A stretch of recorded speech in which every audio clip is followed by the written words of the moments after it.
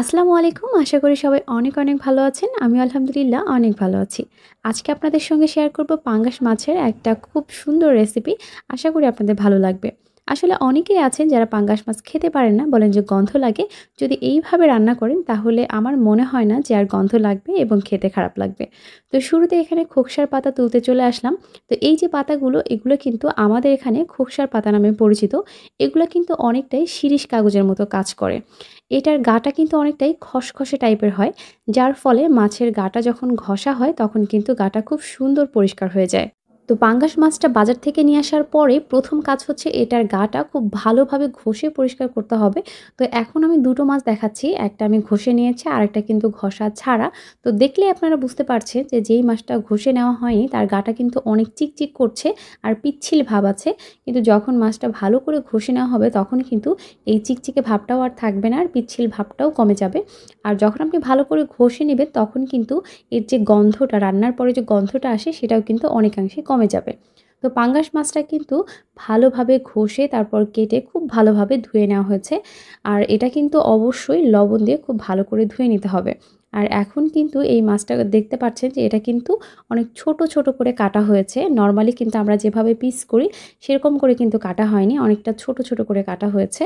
তো এখন কিন্তু চুলায় একটা কড়াই বসিয়ে দেওয়া হয়েছে আর সেখানে তেল দিয়ে তার মধ্যে কুচি করে রাখা পেঁয়াজ এবং রসুন বাটা এবং আদা বাটা দিয়ে নেড়েচেড়ে নেওয়া হয়েছে।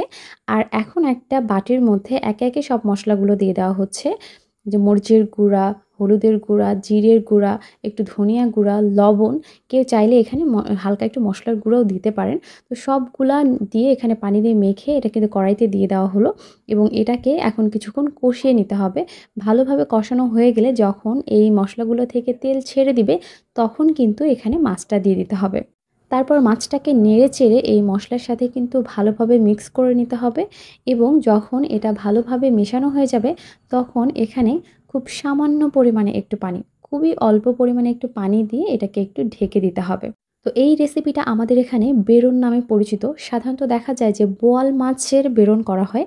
কিন্তু আম্মু মাঝে, মাঝে পাঙ্গাস মাছেরও বেরন রান্না করে এবং এটা খেতে আমার কাছে ভীষণ মজা লাগে। আর এজন্যই এটা আপনাদের সঙ্গে আজকে শেয়ার করে দিলাম। তো আমি যে খুব অল্প পরিমাণে ঝোল দিয়েছিলাম সেটা যখন দেখব যে একটু তলায় লেগে যাচ্ছে তখন কিন্তু একটু বেশি পরিমাণে পানি দিয়ে দিতে হবে। তবে খুব বেশি না, মানে এই যে দেখতে পাচ্ছেন যে মাছের পিসগুলা যাতে হালকা করে ডুবে থাকে এই পরিমাণে পানি দিতে হবে। তারপর এটাকে ঢাকা দিয়ে কিছুক্ষণ রান্না করতে হবে। তবে মাঝে, মাঝে ২-১ বার কিন্তু এই ঢাকনা খুলে আবার একটু নেড়েচেড়ে দিতে হবে। দিয়ে যখন এই যে ঝোলটা একদম কমে আসবে, একদম মাখো, মাখো একটা ঝোল থাকবে, তখনই কিন্তু এটাকে নামিয়ে ফেলতে হবে। নরমালি পাঙ্গাস মাছ ভুনা করলে আপনারা যেরকম ঝোল রাখেন তার থেকেও কিছুটা কমিয়ে ফেলবেন ঝোলটা। তো এই তো আমার রান্না শেষ। আশা করি আজকের রেসিপিটা আপনাদের ভালো লাগবে। সবাই অনেক, অনেক ভালো থাকবেন, সুস্থ থাকবেন আর অবশ্যই মি, মা অ্যান্ড আয়াতের সাথে থাকবেন। আজকের মতো বিদায় নিচ্ছি। আল্লাহ হাফেজ।